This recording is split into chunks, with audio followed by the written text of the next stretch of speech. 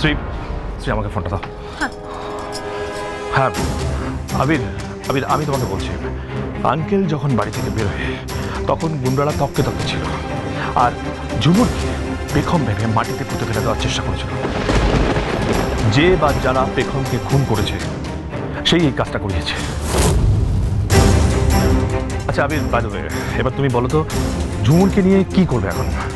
আমার মনে হয় তোমরা এ বাড়িতে চলে এসো, আর তারপর অবিতাজ, ঝুমুরকে তোমাদের বাড়িতে আমি নিয়ে যাচ্ছি না। ঝুমুরকে আমি আমাদের বাড়িতে নিয়ে যাচ্ছি। এখন রাখছি। আবির, আবিরের মাথাটাই খারাপ হয়ে গেছে। আমি আমি বুঝতে পারছি না আঙ্কেল, কেন আবির আপনাকে বারবার দোষারোপ করছে। না না না, ওর উপর রাগ করে কোনো লাভ নেই। See, it's my fault. বেরোনোর সময় আমার দেখা উচিত ছিল যে দরজাটা লক করা আছে কিনা। ওরা সেই সুযোগটাই নিয়েছে। বাট আমি কি করে বুঝবো বলতো যে এরা ঝুমুরকে ক্ষতি করার চেষ্টা করছে, তার জন্য তককে তককে আছে, আর সুযোগ পেয়ে ওকে এরকম কিডন্যাপ করে নিয়ে চলে যাবে। How do I know? Exactly my point. অবিতাজ, তুমি প্লিজ এত রাগ করো না। আবিরের মাথাটা গরম হয়ে গেছে, যা পারছে তাই বকছে। আমি পরে ওর সঙ্গে কথা বলবো, বিশ্বাস করো। আঙ্কেল, আমি আমার ভাইয়ের জন্য হাত জোর করে আপনার কাছ থেকে সরি বলছি। প্লিজ কিছু মনে করবেন না। আমি কিচ্ছু মনে করিনি। আমি আবিরের মনের অবস্থাটা বুঝতে পারছি। ওর উপর কি ভয়ঙ্কর মানসিক চাপ। I can understand.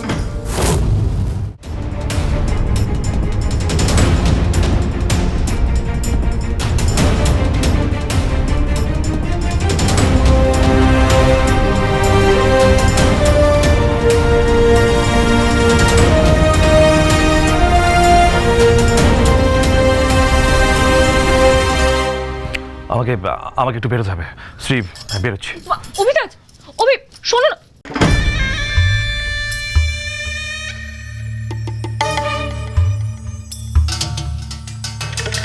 Don't worry Shri, আমরা সবাই আছি, একদম চিন্তা করো না। কিন্তু কি সাংঘাতিক ব্যাপার। হ্যাঁ, দেখো, কেউ একজন ঝুমুরকে বেগম ভেবে তুলে নিয়ে যাচ্ছে, তাকে মারার চেষ্টা করছে। আর কনফিউশন তৈরি হয়েছে। বেগম যদি বেরিয়ে আসে, সকলের সামনে চলে আসে, তাহলেই কিন্তু এই কনফিউশনটা কেটে যাবে। তখনই সবাই বুঝতে পারবে যে ঝুমুর আর বেগম দুজন আলাদা। কিন্তু আমি ভাবছি অন্য কথা। ওই বাড়িতে সবাই কত টেনশন করবে এবার। আর আবির ঝুমুরকে নিয়ে ওই বাড়িতেই গেল।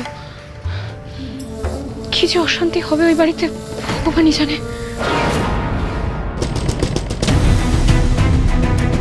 এত রাতে আবার কে এলো?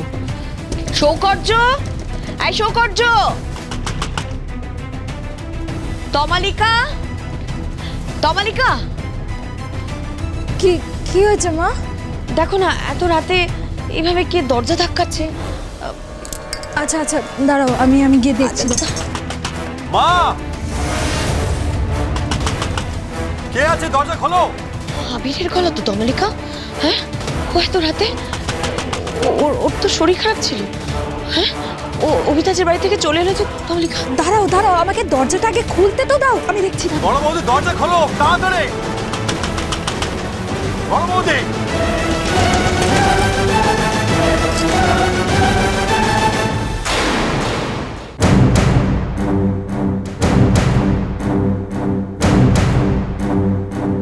ওমা, কি অবস্থা তোমাদের? আবির, ঝুমুরের কি হয়েছে? বলছি আগে ভেতর যাই, তারপর সব বলছি। নিয়ে চলো। এসো এসো এসো। কি অবস্থা, সারা গায়ে পুরো মাটি কাদা। হ্যাঁ, কি হয়েছে? আবির, আবির তুই ঝুমুরকে নিয়ে কোত্থেকে এলি রে? হ্যাঁ, তোর তো শরীর খারাপ ছিল, তুই তো ওই বাড়িতে ছিলি, আর ওকে হট করে নিয়ে এলি কেন? কি হলো? কি হয়েছে আবির? আর কি অবস্থা ওর? ঝুমুরের কি হয়েছে? কি হলো? রাত্রিবেলায় তো হইচই কিসের? বাড়িতে ডাকা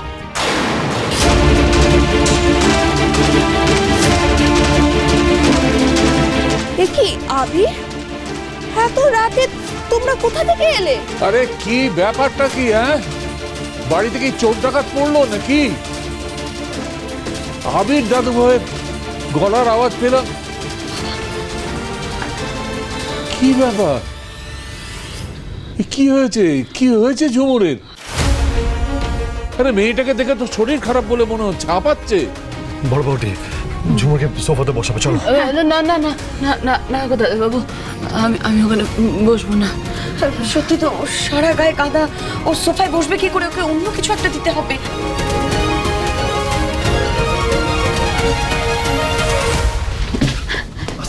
ঝুমুর, এখানে বসো, এসো। আস্তে আস্তে, সাবধান। আবির, এবার বলবে ওর এই অবস্থা কি করে হলো? বলছি, সব বলছি। আচ্ছা, কোনোভাবে ওকে বাঁচাতে পেরেছি। একটু হলে তুমি তো মারাই যেতেন আজকে। মানে কেন, কি হয়েছিল? হ্যাঁ,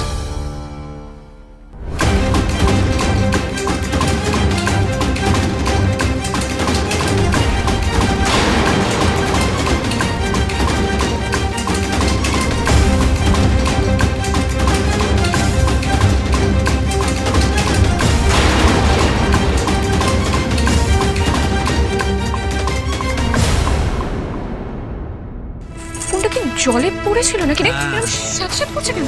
আমি যা ভেবেছি সেটাই ঘটছে, সবটা প্ল্যান করে করছে। এটা খুব ইম্পর্টেন্ট একটা বিষয়।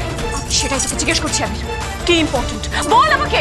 আবির আর ঝুমুর আমার পরিচয় সবার সামনে নিয়ে আসার আগে আমাকে আরো বড় কিছু করতে হবে, বড় ছক কষতে হবে।